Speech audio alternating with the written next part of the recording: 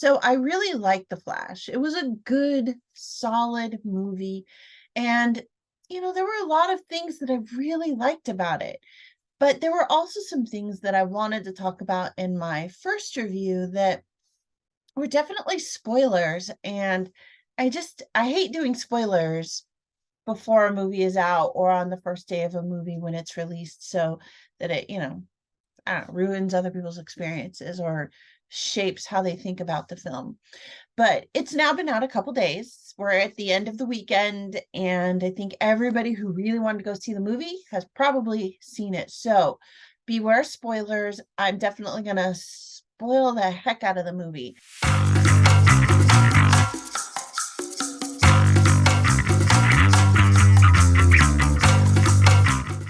I just wanted to share my thoughts on this. Like, there were some great scenes. There were some really great scenes that focused on Barry, on his relationships, and especially with his relationship with himself, because, you know, and this isn't a spoiler, it's in the trailer and description. He goes back to kind of fix the problems of the past, save his mom, and along the way he runs into himself, and he sees what he would have been like had his mom never died and his dad never gone to prison. So the thing is, that version of Barry is much more personable and has more friends, but he's also super annoying. Like, he's a lot more annoying than regular Barry.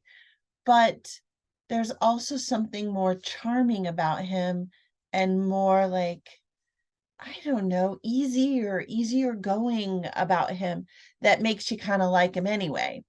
And what's interesting about that is then you get the two different Barrys. The one who's like had the hard knocks and is really kind of stiff and, I don't know if unlikable is the right word, but he doesn't know how to make friends. He's not good at connecting with people. And then there's the other one who takes nothing seriously and he's just a loose cannon. And that's really different from the Barry Allen that we know as the Flash. And I like that contrast. I like that dichotomy that the film shows. And that was a smart story choice on the part of the writers.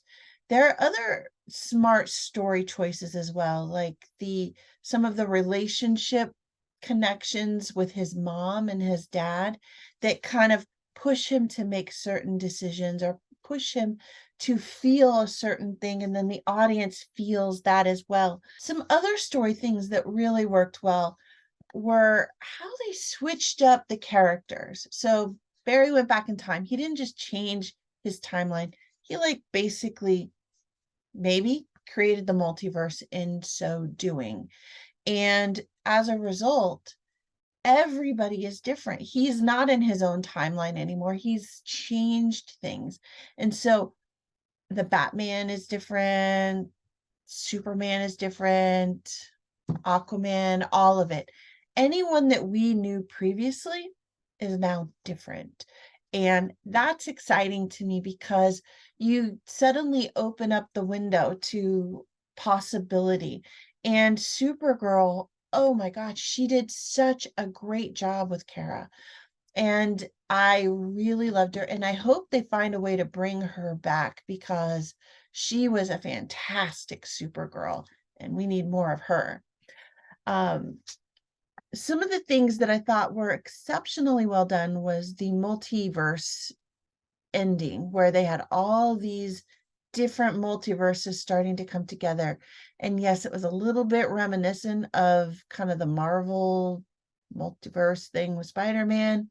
But what I really liked was you got to see some old faces that you hadn't seen in a really long time, like Christopher Reeves. I just loved it. Like, I just really loved it. I thought that was super smart on their behalf. There was also this story moment at the end when Flash kind of she was trying to fix things. So there's Barry that we know, and then there's new Barry, and then there's future crazy Barry. And so there are actually toward the end 3 versions of Barry, and it's really interesting how you get to see the innocence and the love is still kind of in there in all 3 of them. Just it gets more and more insane as time goes by for older Barry. You know, as he gets shards of the Kryptonians armor or whatever it was that went into him, he realized that's the only that the one of the other berries, the only thing that really kills the Kryptonians. So he started letting that stuff happen. And I think that was one of the things that other reviewers kind of got hung up on is, you know, he got shot in the knee and it freaked him out so much, but then he gets like this huge shard of Kryptonian uniform and sticking out of him, and suddenly he's okay with it. Well, he wasn't okay with it, not at first. He didn't like it. He was trying to get it out of him. He was freaked out until he got in a fight with a Kryptonian and just happened to be like and like cut him and ended up killing the Kryptonian. And then he realized, I have a weapon that can kill these guys. That means that I can fix this problem. And so he just kept going back in time, back, until his body is just threaded with Kryptonian armor shards, and he still can't stop the incident. That is such a telling story moment because all of the berries realize kind of where they are in that moment. There's our Barry who realizes what he could have become, kind of what he does become in a way. New Barry version 2, who sees the beginnings of himself with the shard, and then his next version of himself, much older and just fully formed with all these shards in him, and how crazy he's become. Then you see the older version of Barry just broken. Like he's just broken inside in worse ways than any of the other berries were. There's just still this like deep connection between the 3 of them. I think that for me was what made me feel like this movie, The Flash, brings us back to some of the basics of superhero storytelling, where we get to see the superhero, we get to see what created him or her, we get to see where their flaws start to break and crack and turn. And in this moment, our Barry sees all of that unravel in front of him, and he realizes, I have to fix it. I have to lose the very thing that made me, that hurt me the most. He goes back in time and undoes the thing that he did. And what I love is he takes that moment with his mom. You know, whatever Ezra Miller does in the film, there are some moments where he's like truly annoying, because I don't know, is that his character? Is that his personality? I'm not sure. But there are some moments where he's like truly annoying. But in that moment in the grocery store where he pauses, he's going to give up his mom, but he can't give her up again without seeing her, like just really seeing her. And in that moment, his mom sees him, and there's some level of recognition there, but she doesn't know. She can't like be like, oh, you're my son from many years in the future. No, she doesn't put that together, but she sees him, and there's like this massive well of love in this woman, and you suddenly realize why she was so important to him. She's one of the kindest, goodest people that he knows. And in that moment, like, he just feels love. And that's something that we miss from a lot of these superhero films. And it's something that was absolutely absent from most of the DC Universe films.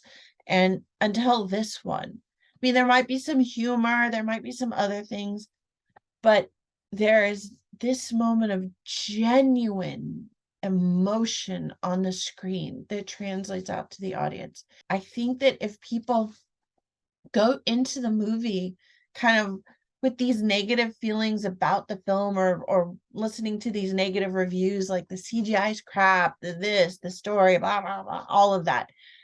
If they go in hearing and listening to all that and then constantly criticizing the film as they go through rather than watching the story progression. And for me, these films are all about the story. They might miss that moment between Barry and his mom. And I think that is the moment that this film was created for. And that is the moment that creates Barry Allen as we know him as the Flash. I like this film because it brought that part of the superhero out that we have all grown to know and love. And I think that one of the biggest problems that the Flash had in its creation was that it had to go up against the CW Flash. The CW has a marvelous Barry Allen. I mean, he's funny, he's sweet, he's quirky, he's kind, he's cute, all of it. And his cast of friends are all equally interesting and fun and quirky. And this movie didn't have that. And they couldn't bring that in because they would have had to bring in all the storyline and all the baggage from those characters into the DC universe. And they're trying to remake the DC universe. So of course they can't do that. So needed a new Barry. And I think that this moment with his mom really kind of brings us closer to that Barry that we really wanted and we really needed to have all along. Some of the things that were like truly problematic, and if you're listening all the way to this point, thank you. But some of the things that were truly problematic in this film, there were the opening scenes were a mixture of like funny, clever, and really, that's what you're going to start out with? Barry saving babies? Yes. You know what? Clearly the screenwriter read Save the Cat and opened the film up with Barry saving babies, because who doesn't love a hero that saves babies? It's just too set up. It was just too formulaic for me. And while I was happy that Barry saved the babies, good for him, it could have been done better and it should have been done differently. I don't think it needed to be done the way they did it because it relied so much on crazy CGI that made it very unrealistic. And I think they chose what they thought would be the big bang spectacular opening that gets everybody's attention and gets them super excited about the film. I don't think it did that. And I think that's why so many people are like, the CGI is just really crap in this film. It fell short. That part just fell short. But that doesn't define the movie. That's like one moment. It tells a story. That story plot point worked overall, but it wasn't the best. But from there, we get introduced to Iris. We get introduced to the Ben Affleck Batman. We get introduced to From Far Away Superman. We get to see some, we get to see Wonder Woman. There's just some things in there that, I don't know. You just want to slap Barry a few times. And I think that's one of the things that this film needed to accomplish is we needed to see Barry in his moments of just superhero annoying goodness where he just wants to fix things. And he really needed to learn the lesson that Batman tried to teach him, that you can't fix everything. And the pain that you experience, the hardships that you experience, those things are the things that create you. And so this was an origin film. This was the origin story for Barry Allen that we know. And that origin story was him going back to fix his parents and to save his mom. And then ultimately to not save his mom. And in that moment of losing her, that emotional connection with her, That's the origin story right there. And that's the Barry Allen who's going to show up to future films. That's the Barry Allen that is coming into the DC universe of our future. And totally okay with that, because that Barry Allen, he works in this universe. And again, it lightens the universe. There's just so much grim, gritty stuff. We've been through a lot in the last few years, the last few decades, frankly. And our superhero movies, especially in the DC universe, have been getting darker and bleaker and harder and more flashy, bangy, explosion-y. And there's a point of no return, or a point of less return, I guess, on that kind of movie making. And I think that DC realized that they were there. They couldn't keep going down that path without like throwing themselves into the abyss. And what's the point of that? So they needed a way to remake their universe, and they needed Barry Allen to do that. He had the power to create a multiverse, shake things up, bring in new people, create new characters, introduce some elements of surprise that we wouldn't have been able to have otherwise. And that is what they got with this film. So this film did everything they needed, checked off all kinds of boxes. It had some problems. The CJ wasn't always the best, but who cares? Like that, if that's why you're going to see a superhero movie, you're probably going to be a little disappointed, frankly. If you're going to see a superhero movie, to see the story of the superhero and his interaction with those in his life or in society or in his world, then I think you're going to like the movie. That's what I got out of it. And that's why I really liked the movie. It's not the best film that was made. Honestly, Wonder Woman for me is still the best film in the DC universe. And I think it's going to take a lot of work to get the other films up to that quality. Even Wonder Woman 84 wasn't as good. Like, it's DC does this thing where they come out with this great new film, this new character, and then they suck that character in the dark abyss and shoot them out through all this dark and grim.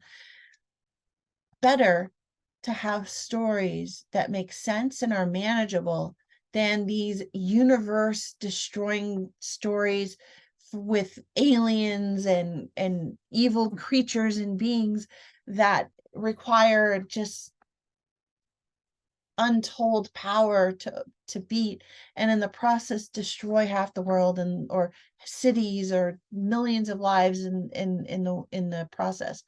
These are things that I think DC Universe really needs to tackle and needs to find a way through. I hope that The Flash is that path forward. And I'm not saying I don't like the dark and gritty ever. I think that's totally necessary to an extent, but you can't have the whole film do that. And I think that The Flash really is a step down that path, and I'm looking forward to seeing where the next steps are. So one other thing that I think they could have done differently, maybe it's a missed opportunity. Yeah, I'm gonna chalk it up to a missed opportunity, is that at the end of the film, when Batman shows up and Barry's like, Batman, and then he sees George Clooney, he's kind of confused. I think that was a real missed opportunity, because the best Batman movie, and yes, it was kind of dark and grim, was the one with Robert Pattinson. And I think that in a way they were kind of grooming him to take over the Batman mantle. And then to finish this movie off with George Clooney just feels like, what were you doing? Like, did you forget that you did this Batman movie with Robert Pattinson, or what's up? I get their whole thing, like, hey, we're shaking it up and we're throwing different people in. But I think that was a nod to George Clooney that really didn't need to happen. I think that they should have ended with Robert Pattinson. And I just think that was a failure of imagination on the studio's part in creating a really dynamic future for their franchise. All right, that's enough of me talking about the Flash and giving you too many spoilers. So thank you so much for listening. Again, I really want to know what you think about this movie. I think we're at the point where it's okay to do some spoilers. So feel free to spoil in the comments below. It's great to share the things that you didn't like, but definitely share some of the things you did like, some of those little moments, because that's what this movie was all about, was the little moments that made Barry Allen into the Flash, and into the Flash that we know, and the Flash that will kind of reshape the DC universe into something that's a little more hopeful and a little less dark and grim. If you like this review, please leave a comment, and also please subscribe. I would love to see you come back and be part of my YouTube community and share your own thoughts on the films that we watch. All right. Thanks so much. I'll talk to you guys later. Bye.